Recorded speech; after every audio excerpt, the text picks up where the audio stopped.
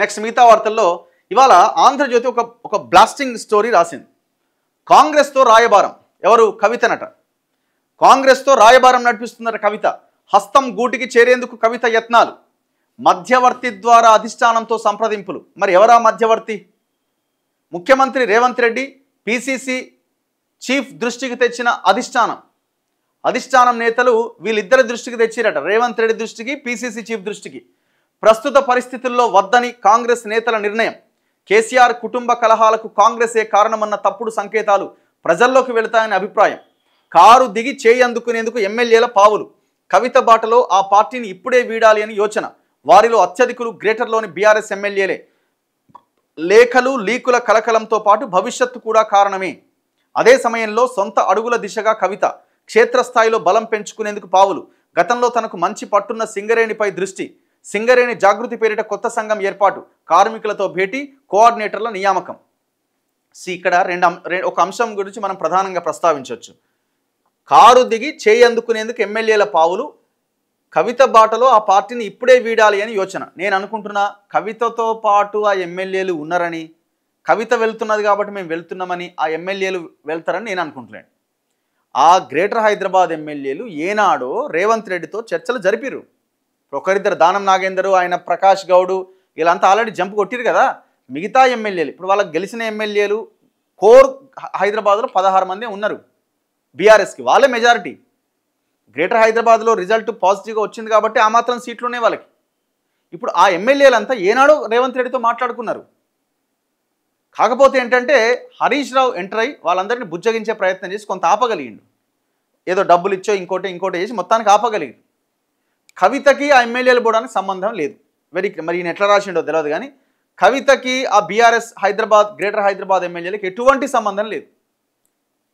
అంతో కొంత ఇంకా వాళ్ళు కేటీఆర్తోనే కొంత దగ్గరగా ఉన్నారు. కాకపోతే వాళ్ళు ఏంటంటే ఈ పార్టీ బతికేటట్లేదు నాయన, ఈ పార్టీ ఉండేటట్లేదు అని చెప్పి వాళ్ళు ఏనాడో, ఇప్పుడు పార్టీ బతుకుతుందా, పార్టీ బలమేందో పక్కన పెడితే వాళ్ళు కబ్జాలు చేసిన ఆ వాటిని కాపాడుకోవాలి కదా. బీఆర్ఎస్ ఎమ్మెల్యేలు హైదరాబాద్లో ఉన్న వాళ్ళంతా తలసాని శ్రీనివాస్ యాదవ్ దగ్గర నుంచి అందరూ పార్టీ జంప్ చేయడానికి రెడీగా ఉన్నారు. కాబట్టి తలసాని లాంటి ఆయన నాకు మంత్రి పదవి కావాలని కండిషన్ పెట్టింది. దీనికి కవిత ఎపిసోడ్కి సంబంధం లేదు. Very clear. ఇది మనం 100% చెప్పొచ్చు. కాకపోతే మిగతా అంశాల విషయానికి వస్తే కవిత నిజంగానే కాంగ్రెస్తో రాయబారం నడుపుతున్నదా అంటే నడపొచ్చు. ఇది 6 నెలల క్రితమే ఈ వార్త, మనకు ఒక వార్త వచ్చింది. మల్లికార్జున ఖర్గేతో కూడా కవిత మాట్లాడింది ఫోన్లో అని. నేను మొన్న రీసెంట్ ఇంటర్వ్యూలో ఎవరు మన రమ్యారావు గారు ఇంటర్వ్యూ చేసినప్పుడు ఆమె చాలా క్లియర్గా చెప్పడం జరిగింది. కవిత మల్లికార్జున ఖర్గేతో మాట్లాడింది, అవసరమైతే మీ పార్టీలోకి ఏ సందర్భంలో నేను రావడానికి సిద్ధంగా ఉన్నా అని గతంలో చెప్పింది అని ఆమె కూడా చెప్పడం జరిగింది. సో ఇట్లా ఆమె కాంగ్రెస్తో రాయబారం. మళ్ళీ ఇక్కడ ఇంకొక పాయింట్, ముఖ్యమంత్రి రేవంత్ రెడ్డి పిసిసి దృష్టికి అధిష్టానం తెచ్చిందట. మరి ఇక్కడ మొత్తం రేవంత్ రెడ్డికి కవితకు మధ్య సంబంధాలు ఉన్నాయి. రేవంత్ రెడ్డి కవిత అసలు మొత్తం రేవంతే చేయిస్తున్నాడను. సరే రేవంత్ చేయిస్తున్నాడా చేయించలేదా పక్కన పెడితే, ఏది ఏమైనా ఎంతో కొంత వీళ్ళ గతంలో ఉన్న ఆ బిజినెస్ సంబంధాలు కావచ్చు, తెలంగాణ ఉద్యమం నుంచి ఇప్పటిదాకా ఉన్నటువంటి సంబంధాల నేపథ్యంలో కొంత ఒక పాజిటివ్ టాక్ అయితే ఉన్నది. ఇద్దరు కొంత మాట్లాడుకుంటారు అని. మరి అధిష్టానం రేవంత్ రెడ్డికి చెప్పడం ఏంది?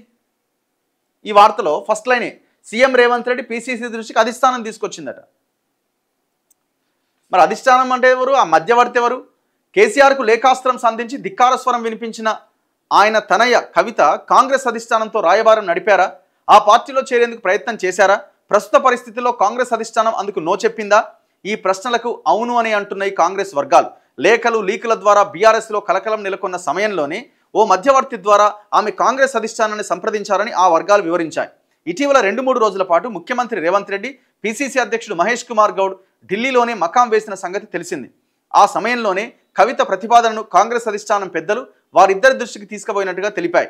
అయితే ప్రస్తుత పరిస్థితుల్లో ఆమెను చేర్చుకోవడం మంచిది కాదని వారిద్దరు అభిప్రాయపడినట్టుగా వివరించాయి. పార్టీలో కవితను చేర్చుకుంటే కేసీఆర్ కుటుంబ కలహాలకు కాంగ్రెస్ కారణమన్న తప్పుడు సంకేతాలు వెళ్తాయని చెప్పినట్టు ఆ వర్గాలు వివరించాయి. బీఆర్ఎస్లో తాజా పరిణామాలు గమనిస్తున్న ఆ పార్టీలోని కొందరు ఎమ్మెల్యేలు చేయందుకునేందుకు ముందుకు వస్తున్నారని కాంగ్రెస్ వర్గాలు చెబుతున్నాయి. ఇప్పటికే కవిత లేఖ, ఆ తర్వాత లీకులు బీఆర్ఎస్లో కలకలం సృష్టిస్తున్న సంగతి తెలిసిందే. కవితతో ఆ పార్టీ పెద్దలు జరిపిన రాయబారం కూడా విఫలమైంది. సొంతంగా అడుగులు వేసే దిశగా ఆమె ముందుకు సాగుతున్నారు. అదే సమయంలో మేడిగడ్డ బ్యారేజ్ కుంగుబాటుకు సంబంధించి కాళేశ్వరం కమిషన్ కేసీఆర్, హరీష్ రావులకు నోటీసులు జారీ చేసింది. విచారణకు ఇద్దరు హాజరు కాబోతున్నారు. ఇక ఫార్ములా కార్ రేసులో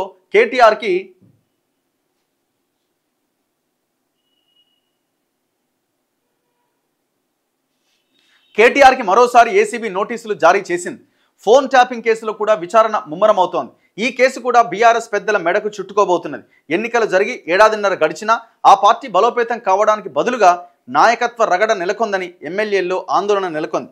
పార్టీ పరిస్థితిని గమనించే కవిత సొంతంగా అడుగులు వేసేందుకు పావులు కదుపుతున్నారని, అదే బాటలో తాము కూడా ప్రత్యామ్నాయం చూసుకోవాలి అని భావిస్తున్నారు. ఎవరు? ఎమ్మెల్యేలట. ఈ నేపథ్యంలోనే గతంలో అడుగు వెనక్కి వేసిన పలువురు ఎమ్మెల్యేలు ఇప్పుడు మళ్ళీ కాంగ్రెస్ తలుపు తడుతున్నారని తెలుస్తోంది. నిజానికి బీఆర్ఎస్కు ప్రస్తుతం ఉన్న ఎమ్మెల్యేల్లో అత్యధికులు గ్రేటర్ హైదరాబాద్ ప్రాంతం నుంచే ఉన్నారు. ఈ ఏడాది చివరికే జీహెచ్ఎంసీ ఎన్నికలు కూడా జరగాల్సి ఉన్నది. ఈ నేపథ్యంలో కారు దిగి చేయందుకోవడానికి కూడా ఇదే సరైన సమయంగా సదర్ ఎమ్మెల్యేలు భావిస్తున్నారు. వాస్తవానికి గత అసెంబ్లీ ఎన్నికల్లో బొటాబొటీ మెజారిటీతోనే కాంగ్రెస్ అధికారంలోకి వచ్చింది.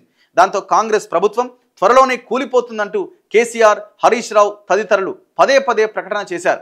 దీంతో అప్రమత్తమైన ముఖ్యమంత్రి రేవంత్ రెడ్డి ఆపరేషన్ ఆకర్ష్కు తెరతీశారు. 10 మంది బీఆర్ఎస్ ఎమ్మెల్యేలు కాంగ్రెస్ పంచన చేరారు. అప్పట్లోనే గ్రేటర్ హైదరాబాద్ సహా రాష్ట్రంలోని మరికొందరు ఎమ్మెల్యేల చేరికకు రంగం సిద్ధమైంది. కానీ ఫిరాయిస్తే సభ్యత్వం రద్దంటూ మేనిఫెస్టోలో పెట్టిన కాంగ్రెస్ అందుకు విరుద్ధంగా వ్యవహరిస్తోందని జాతీయ స్థాయిలో బీఆర్ఎస్ ప్రచారం చేసింది. సో ఇట్లా ఈ వ్యవహారం నడుస్తున్నది. ఇక సొంత అడుగుల దిశగా నిన్న ఆమె సింగరేణి జాగృతి అనే ఒక అనుబంధ సంఘాన్ని ఒకదాన్ని ఏర్పాటు చేసుకున్నది. వీళ్ళంతా తెలంగాణ జాగృతి, ఇందులో కొంతమంది తెలంగాణ బొగ్గుగని కార్మిక సంఘ నాయకులు కూడా ఉన్నారట. దీంతో అలర్ట్ అయిన తెలంగాణ బొగ్గుగని కార్మిక సంఘం క్రమశిక్షణ కమిటీని ఒకటి ఏర్పాటు చేసింది, ఎవరు కూడా అటు పోవద్దని. సో ఇట్లా కేసీఆర్ వర్సెస్ కవితగా ఈ వార్ నడుస్తున్నది.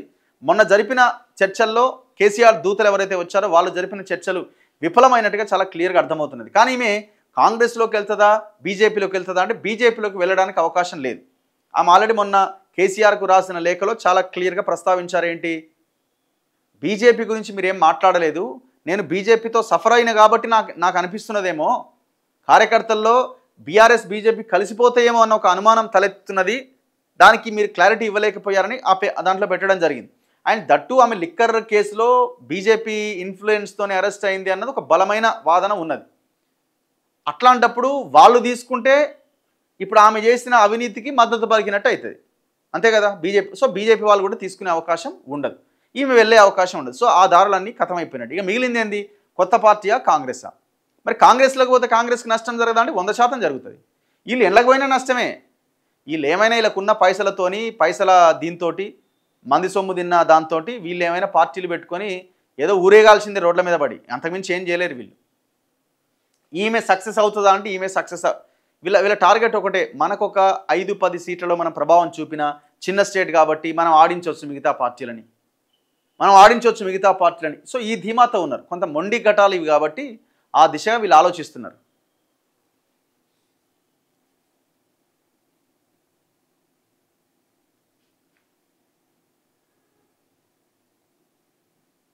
అసలు ఏమంటుంది? సింగరేణి కార్మికులట విద్యా వైద్యం కోసం అనేక ఇబ్బందులు ఎదుర్కొన్నారట, వాటి పరిష్కారానికి కృషి చేస్తామని చెప్పిరట. ఉద్యోగాలు అమ్ముకునేది ఎక్కడ పోయిందమ్మా? సింగరేణిలో ఉద్యోగాలు అమ్ముకొని ఆ ఎండి శ్రీధర్ అనే ఆయన పెట్టి మొత్తం దందా చేసింది మర్చిపోయినావు అప్పుడే. ఏమట టీజీబీకేఎస్ దానికి మీరు సలహాదారుగానో ఏమో ఉండి గౌరవాధ్యక్షురాలుగా ఉండి మీరు చేసింది ఏందాడ? బీజేపీ మెదక్ ఎంపీ రఘునందన్ రావు కవిత పెట్టబోయే పార్టీ తేదీని కూడా ప్రకటించారట. జూన్ 2న ఆమె పార్టీ పెట్టే అవకాశాలున్నాయని, ఇప్పటికే కవిత నిర్ణయం తీసేసుకుందని సంచలన వ్యాఖ్యలు చేశారు. అయితే ఆమె సన్నిహితులు, జాగృతి వర్గాలు మాత్రం కవిత పార్టీ పెట్టబోరని వెల్లడించాయి. మనకున్న సమాచారం ఏంటంటే ఆ రోజున ఒక జెండా ఏదో రిలీజ్ చేసే అవకాశం ఉంది. జూన్ 2వ తేదీన ఏదో బహుజన అన్న యాంగిల్లో ఒక బ్లూ కలర్ జెండా ఒకటి పార్టీ కాకుండా మరి అది సంస్థనా లేకపోతే ఇంకేదో ఒక జెండా అయితే రిలీజ్ చేసే ఛాన్స్ ఉందట. వీళ్ళంతా తెలంగాణ జాగృతి కోఆర్డినేటర్లు అట.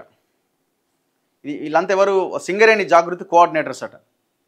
ఒక్కొక్క ఏరియాకి ఒక్కొక్కరిని ఆమె నియమించింది.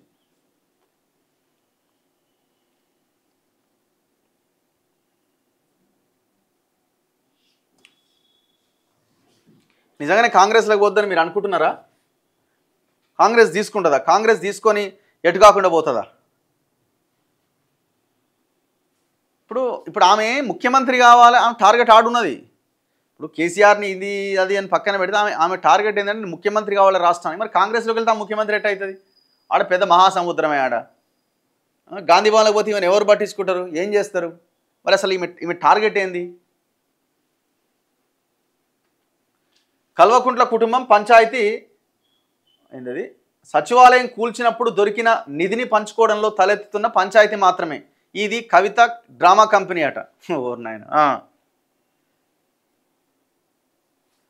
మొత్తానికి ప్రజలను పిచ్చోళ్ళని చేస్తున్నారు. ప్రజలు ఎప్పుడు పిచ్చోళ్ళు గారు, ప్రజలన్నీ గమనిస్తున్నారు. మనం ఆ విషయంలో క్లారిటీగా మాట్లాడుకోవాల్సిన అవసరం ఉంది. ప్రజలు అన్నీ గమనిస్తున్నారు. అసలు వీళ్ళు ఏం చేస్తున్నారు, దేనికోసం ఈ పంచాయతీ అంతా అని. ఇప్పుడు కేసీఆర్ కవితకు ఫోన్ చేసి అమ్మా నీకు వర్కింగ్ ప్రెసిడెంట్ పదవి ఇస్తా వచ్చేయనంటే అందరినీ ఎనమకాలతో దన్నేసి మళ్ళీ పోయి బీఆర్ఎస్ వాళ్ళ ఆయన దగ్గర ఉంటుంది. రాసి పెట్టుకోండి.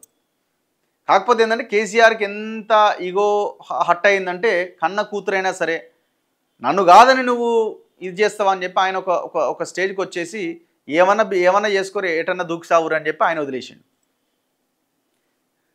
కవిత ఐరన్ లెగ్ అట. Venkatramulu Goud belt shop closed. Revanth రెడ్డికి రాహుల్ గాంధీ అపాయింట్మెంట్ ఎందుకు లేదన్నా, అది ఎందుకు లేదన్నది వాళ్ళు చెప్పాలా. రేవంత్ రెడ్డికి రాహుల్ గాంధీ ఎందుకు అపాయింట్మెంట్ ఇవ్వలేదు, ఏం జరిగిందన్నది వాళ్ళు చెప్పాలా.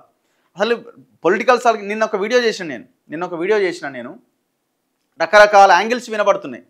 ఇప్పుడు కవిత రేవంత్ రెడ్డి ఒకటే అన్నది ఒక యాంగిల్, కవిత రేవంత్ రెడ్డి ఒకటే అధిష్టానంతో కేసీఆర్ సంప్రదింపులు జరుపుతున్నాడు, బీఆర్ఎస్ని విలీనం అన్నది ఇంకొక యాంగిల్. అసలు ఇదంతా లొల్లి కాదు, ఇది కేసీఆరే కవితను పంపించిండు. బీఆర్ఎస్ వర్సెస్ టీబీఆర్ఎస్, ఇవి తెలంగాణ బహుజన రాష్ట్ర సమితి అనేది పెట్టబోతుందన్న చర్చలు వస్తున్నాయి కదా. సో వీళ్ళ మధ్యనే అంటే స్వపక్షం మనమే ఉండాలి, అవతలోడు కూడా మనోడే ఉండాలి. తెలంగాణలో మిగిలిన రెండే, తెలంగాణ వాదం ఒకటి, రెండు బహుజన వాదం ఒకటి. ఈ రెండింటితోనే యుద్ధం నడుస్తున్నది కాబట్టి భవిష్యత్తులో ఈ రెండింటి మీదనే ఎలక్షన్స్ ఉంటాయి కాబట్టి ఆ ఎజెండాని మన వాళ్ళే ఎత్తుకుంటే మనమే అపోజిషన్లో ఉంటాం, మనమే అధికారంలో ఉంటామనే ప్లాన్ కేసీఆర్ చేస్తున్నారని ఇంకొక చర్చ. రఘు గారు రేవంత్ రెడ్డి కుటుంబం చేస్తున్న దోపిడీ గురించి మీరు అస్సలు మాట్లాడట్లేదట. ఫామ్ హౌస్ పాలన పోయి సొంతింటి పాలన నడుస్తున్నా మీరు ఎప్పుడు మాట్లాడట్లేదు. నా వీడియోలు చూస్తే మీకు విషయం అర్థమవుతుంది. నేను ఇంతసేపు మొత్తుకున్న ఆయన రైతుల గురించి లెక్చర్ ఇస్తుంటే నీ పక్కనున్న మినిస్టర్స్ని అడుగు అని చెప్పి నేను ఇంతకుముందు దాదాపు ఒక 15 నిమిషాలు వాగిన. ఒకసారి చూడండి మీరు. మనం ఒక్క పాయింట్ మీద ఒక నిమిషం చూసి ఇది ఇంతే అని అనుకుంటే పొరపాటు. Congress will not allow her. అట్లా ఏముండదు బ్రదర్. ఇప్పుడు వాళ్ళు అలౌ చేయరు, వీళ్ళ ఏముండదు అట్లా. ఇప్పుడు ఆమె 1000 కోట్లు ఇస్తాం మీ పార్టీకి, నన్ను తీసుకోరంటే తీసుకోరా? కాళ్ళు మొక్కకుండా తీసుకుంటారు, అవసరం అయితే రెడ్ కార్పెట్ వేసి తీసుకుపోతారు. 6 నెలలు మాట్లాడుకుంటారా ప్రజలు, ఏముంది ఒక 5 నెలలు మాట్లాడుకుంటారు. అసలు అవినీతి మీద ప్రజలు ఆలోచించి ఓట్లు వేస్తున్నారా? అవినీతి జరిగింది అని చెప్తే అవినీతి మీద ప్రజలు ఆలోచించి ఓట్లు వేస్తున్నారా? ఇవాళ రేపు ఫ్యాషన్ అయిపోయింది. అరే జైలుకు పోయినాడట ముఖ్యమంత్రి అవుతాడట. ఏ దందా చేసి ఏ అవినీతి చేసి ఏ క్రిమినల్ యాక్టివిటీ చేసి జైలుకు పోయినా బయటకు వస్తే ఆయన ముఖ్యమంత్రి అయిపోతాడు, ఆయన లీడర్ అయిపోతాడట. అట్లా తయారైపోయిన తర్వాత అసలు ప్రజలు అసలు ఆలోచించి ఓట్లు వేయట్లే కదా. అన్న బీజేపీకి ఒక్క ఛాన్స్ ఇద్దామా, ఇంక ఎలక్షన్స్ లేవు కదా, మరి బీజేపీకి ఒక్క ఛాన్స్ ఇద్దామా అని మనం మరి బీజేపీ వాళ్ళు ఏడగొట్లాడుతున్నారు తెలంగాణలో, వాళ్ళది అనుకుంటున్నారు కదా, వాళ్ళ అంగిలు వాళ్ళే చింపుకుంటున్నారు. అద్దాల పోయి చూసుకుంటే వెనకాలంతా చినిగే ఉంటున్నారు ప్రతి లీడర్ది, ఆయనదేనే చింపుకుంటున్నారు. వీళ్ళు ప్రజల గురించి ఎప్పుడు ఆలోచిస్తున్నారు? వీళ్ళు అసలు ఏమైనా ఒక ధర్నా ఉందా, ఒక మూమెంట్ ఉందా, ఒక ఇది ఉన్నదా? 8 ఎంపీ సీట్లు గెలిపిస్తే బీజేపీకి ఇప్పటిదాకా చేసిన పోరాటం ఏందో ఒకటి చెప్పమని కిషన్ రెడ్డిని.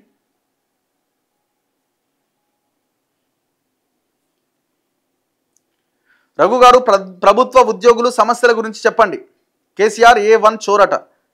రఘు అన్న నమస్తే. ఎస్సీలకు రూమ్ రెంట్కి ఇవ్వడం లేదన్న.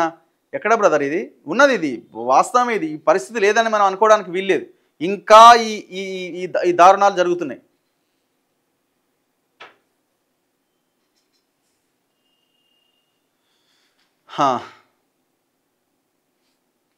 పార్టీల గురించి కాకుండా ప్రజల సమస్యల గురించి మాట్లాడండి. రాష్ట్రంలో లోన్ రికవరీ వేధింపులు పెరుగుతున్నాయట. ఒక ఎపిసోడ్ చేసి మార్నింగ్ న్యూస్లో నెంబర్ పెట్టి బాధితులతో మాట్లాడండి తప్పకుండా.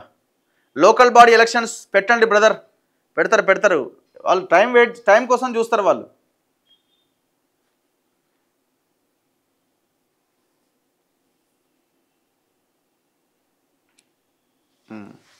సో పబ్లిక్ రియాక్షన్ ఇది. మరి కవిత గారు ఏం చేస్తారన్నది చూడాలి. ఇలా చాలా రకాల యాంగిల్స్ ఉన్నాయి మీ పార్టీ అంశంలో. కానీ ఏదేమైనా ఆమె కొంత మొండిగా జగమొండిగా వెళ్తారు కాబట్టి ఆమె ఏం చేయడానికైనా రెడీ అవుతుంది. అది సక్సెస్ అవుతుందా కాదా అన్నది ఇక తర్వాత విషయం. ఇక ఆమె చేసే ప్రయత్నాలను బట్టి ఉంటుంది. ఇప్పుడు ఆమె బహుజన అంటే మొత్తం బాగా సంపాదించి జనాన్ని అంతా దోపిడీ చేసి జనం రక్తం దాగి భూములలో బ్లూ షీట్లు వేసి అంత దందాలంతా వేసి ఇప్పుడు నేను బహుజన అంటే ఎట్లా? బహుజనుల భూముల్లో బ్లూ షీట్లు వేసి మళ్ళీ నేను బహుజన అంటే ఎట్లా? బహుజనుల భూముల్లో బ్లూ షీట్లు వేసి బౌన్సర్లను పెట్టి వందల వేల ఎకరాలు కబ్జాలు చేసిన కవిత ఇవాళ నేను తెలంగాణ బహుజన రాష్ట్ర సమితి అంటే జనాలు స్వీకరిస్తారా? ఫస్ట్ మీరు ఆ కబ్జా చేసిన భూములను మొత్తం వదిలేసి ఆ జాతికి అంకితం చేయండి. మీరు మీ ఫామ్ హౌస్లను మొత్తం జాతికి అంకితం చేయండి. బ్యూటీ పార్లర్ దగ్గర నుంచి మీరు బుర్జ్ ఖలీఫాలో ఫ్లాట్ కొనేదాకా ఎదిగితిరి. ముడత బట్టలు వేసుకొని అసలు ఏమీ లేని దిక్కులేని పరిస్థితి దగ్గర నుంచి 20 లక్షల గడియారం పెట్టుకునే స్థాయికి ఎదిగితిరి. ఎట్లా మేడం ఇది ఎట్లా సాధ్యమైంది మేడం? ఆ బిజినెస్ ట్రిక్ ఏదో, ఆ సంపాదించే ట్రిక్ ఏదో మాకు చెప్పొచ్చు కదా. మరి వాళ్ళ బ్యూటీ పార్లర్లు నడుపుకునే మహిళలంతా ఆ స్థాయిలో లేరే. ఒక కస్టమర్ వస్తే చాలు ఈ పూట గడుస్తుంది అనుకునే పరిస్థితిలో ఉన్నారు కదా. మీరేమో 20 లక్షల వాచ్లు ఎట్లొచ్చే, బుర్జ్ ఖలీఫాలో ప్లాట్లు ఎట్లొచ్చే, శంకరపల్లిలో ఫామ్ హౌస్ ఎట్లొచ్చే, వందల వేల ఎకరాల్లో బ్లూ షీట్లు ఎట్లా నాటితిరి? డ్రామాలు ఇవన్నీ.